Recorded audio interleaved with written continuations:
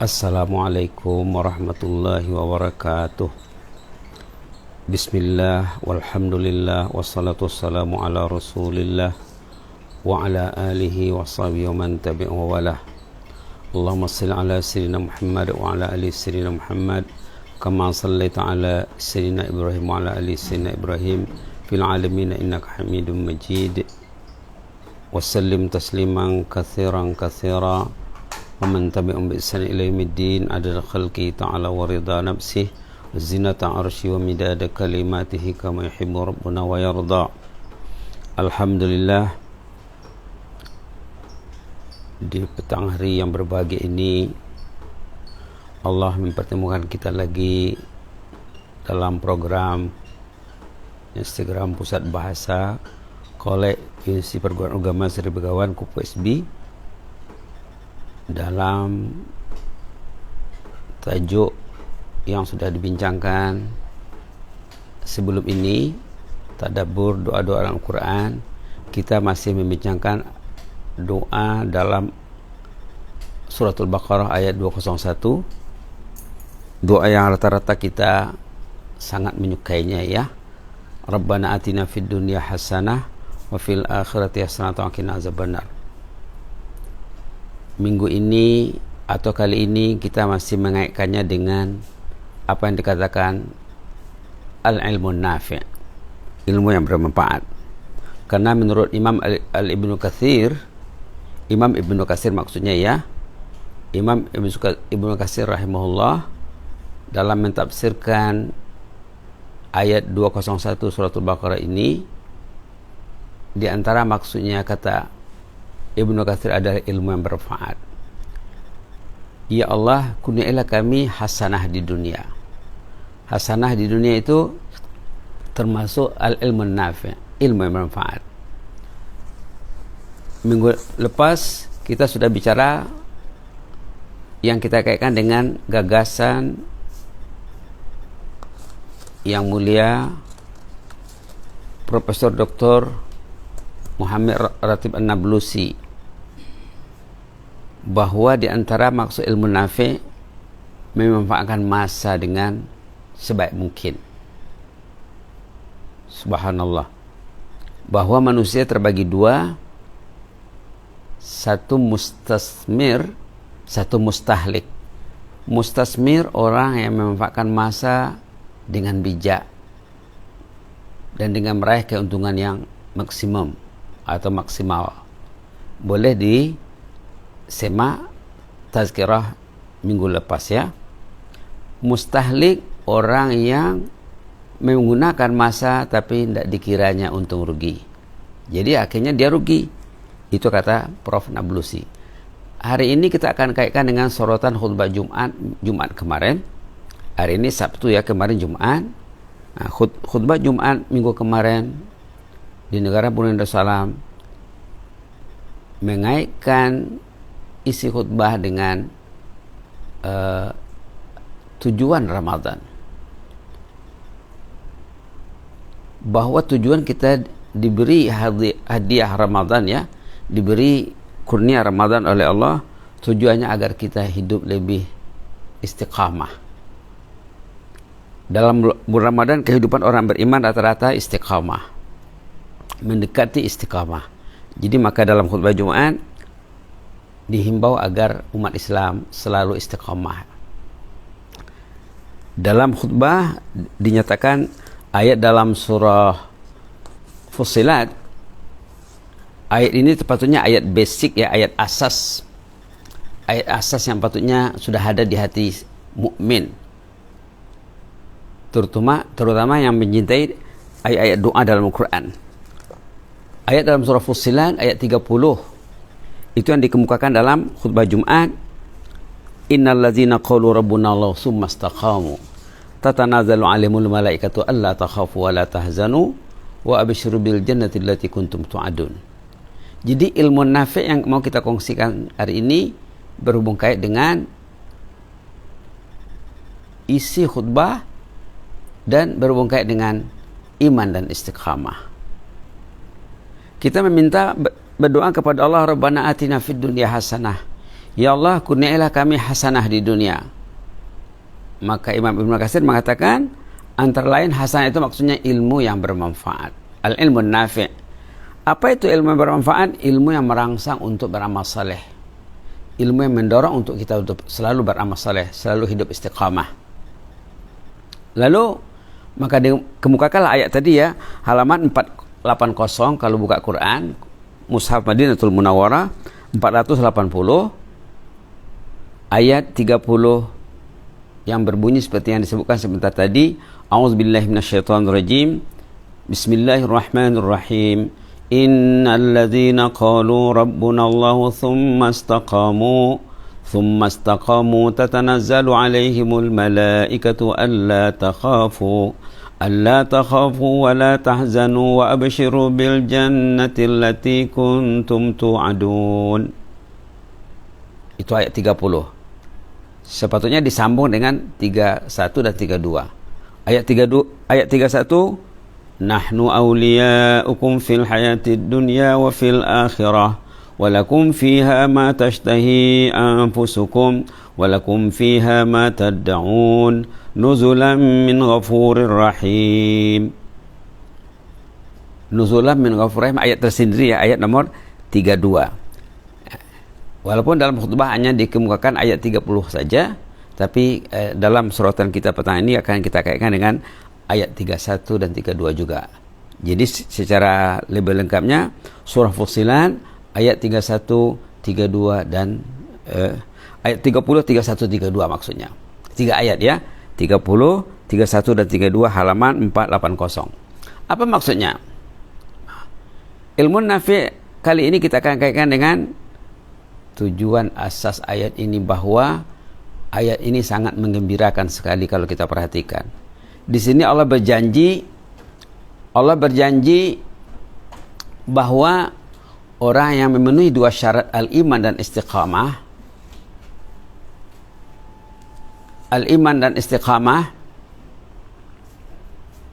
Allah berjanji orang itu akan dibantu oleh malaikat. Orang yang beriman dan istiqamah akan dibantu oleh malaikat, terutama sekali waktu akan bertarung dengan maut. Yang mana Imam Ibnu Katsir mengatakan salah satu hasanah di akhirat bahwa mereka diberi jannah. Untuk mendapat jannah mesti dapat husnul khatimah. Ini ayat tentang husnul khatimah sebenarnya. Allah berjanji di sini orang yang beriman dan istiqamah, saat ruhnya mau dicabut, saat bertarung dengan maut, orang itu akan diselia, dibantu oleh malaikat. Malaikat akan datang mengatakan, alla takhafu wa la tahzanu. Malaikat akan bercakap, berkomunikasi dengan orang yang akan meninggal sebelum malaikat maut melaksanakan tugasnya. Sebelum rohnya dicabut, malaikat pasukan khas ya, rombongan malaikat sebenarnya. Dalam ini dikatakan rombongan, bukan satu dua, malah ramai. Malaikat itu mengatakan la takhafu wa la tahzanu. Malaikat bercakap dengan orang yang akan dicabut nyawanya, jangan takut ya, jangan sedih. Wa abshiru bil jannah, patutnya Anda bergembira karena jannah sudah jadi milik, confirm dapat jannah. Jannah sudah di tangan Anda. Anda tidak perlu takut, tidak perlu sedih. Itu maksud ayat ini ya. Itulah yang disorot dalam khutbah Jumat kemarin. Subhanallah. Patutnya setiap kita mencintai ayat-ayat seperti ini yang menjamin keselamatan orang itu di waktu bertarung dengan maut, sebagai pintu kepada hasanah di akhirah. Saat berpisah dengan alam fana ini, orang itu dihibur oleh malaikat, la takhafu wa la tahzanu. Jangan takut dan jangan sedih. Jangan takut maksudnya, kalau kita lihat tafsir Imam Qurtubi, kita kena gabungkan antara tafsir Ibnu Katsir dengan tafsir Al-Imam Qurtubi. Di sana dikatakan, subhanallah, malaikat yang akan mendampingi orang yang mau meninggal dunia tadi, membujuknya, menghiburnya, jangan takut, ya jangan sedih, surga jadi sudah milik Anda. Surga sudah jadi milikmu. Jadi orang yang disorot dalam ini dia sudah tahu bahwa destinasi yang akan ditujunya adalah jannah. Betapa hebatnya ayat ini ya. Subhanallah. Wa absyiru bil jannati allati kuntum tu'adun, bergembiralah, jannah sudah akan jadi milik tuan dan puan, bapak dan ibu yang dijanjikan selama ini. Kemudian ayat seterusnya, ayat 31 mengatakan nahnu awliyaukum, kami ini sebenarnya, rombongan yang datang tuh menjelaskan siapa mereka itu, menjelaskan identiti ataupun identitasnya dijelaskan. Nahnu awliyaukum, kami ini sebenarnya pembantu bapak dan ibu, pembantu tuan dan puan. Disuruh Allah membantu, itu hebatnya Rabb ya. Ar-Rabb subhanahu wa ta'ala, pelindung, penterbiah, penjaga, pemberi kemaslahatan. Waktu kita membicarakan tentang makna Rabb, yang juga ada dalam ayat ini, innalladzina qalu rabbuna Allah, yang juga ada dalam ayat Rabbana atina, Rabbana, Rabb sebagai murabbi, sebagai mudabbir, sebagai muslih. Begitu hebatnya menyuruh malaikat dan membawa message motivasi yang luar biasa hebat. Nahnu awliyaukum, kami ini sebenarnya bukan orang lain, kami ini pembantu Tuhan, penolong Tuhan, penolong puan. Kami ini pembantu penolong bapak dan ibu fil hayati dunia, sejak di dunia lagi. Subhanallah, subhanallah. Bersama orang yang saleh, bersama orang yang taat, bersama orang yang istiqamah, ada malaikat yang mendukung, yang mensupport, yang menguatkan posisinya untuk mengimbangi kekuatan musuh iblis laknatullah. Na'udzubillah. Kita tahu betapa dahsyatnya pengaruh iblis dalam kehidupan manusia ya. Tapi kalau orang tu tergolong orang yang mukmin, yang istiqamah, mukmin yang taat dengan baik, orang itu bersama malaikat. Bila malaikat bersama orang itu, Allah akan bersamanya. Subhanallah. Ini nanti mungkin kita akan lanjutkan dengan pembicaraan bahwa ada 10 kemudahan, facility, 10 fasilitas asas yang diberikan Allah kepada orang beriman, termasuklah sokongan malaikat. Setiap kali orang itu berbuat taat, orang itu lebih dulu menerima message dulu. Katalah orang itu malam-malam dia mau tahajud. Sebelum dia tahajud, ada message dibawa oleh malaikat, tidur awal ya. Maka orang tadi tidur jam 10 contohnya, jam 9.30 contohnya. Mereka tidur awal. Kenapa tidur awal? Karena malaikat menyuruhnya tidur awal. Maka dalam hadis dinyatakan, kalau kamu mendapat message yang baik dari malaikat, dan semua message malaikat itu baik belaka ya. Kalau kamu menerima message yang baik, message yang positif, patutnya kamu menjawabnya dengan alhamdulillah. Alhamdulillah malaikat masih datang sama saya. Alhamdulillah line saya dengan malaikat masih clear, tidak error. Berapa ramai orang yang lainnya error dengan malaikat. Kenapa? Karena mereka lebih memihak kepada musuh. Ini dalam ayat lain nanti. Orang yang memihak kepada musuh, tidak mungkin malaikat mendekatinya. Karena orang yang memihak kepada musuh itu orang yang tidak diurus Allah, orang yang diabaikan, orang yang disingkirkan, orang yang terhijab, terdinding dari rahmat Allah. Orang yang dirahmati Allah, malaikat bersamanya. Nah, kita ada bicara tadi tentang salat tahajud saja. Sebelum dia tidur, dia berniat untuk bangun. Kemudian dia tidur awal. Mungkin saja sebelum tidur dia berwudu.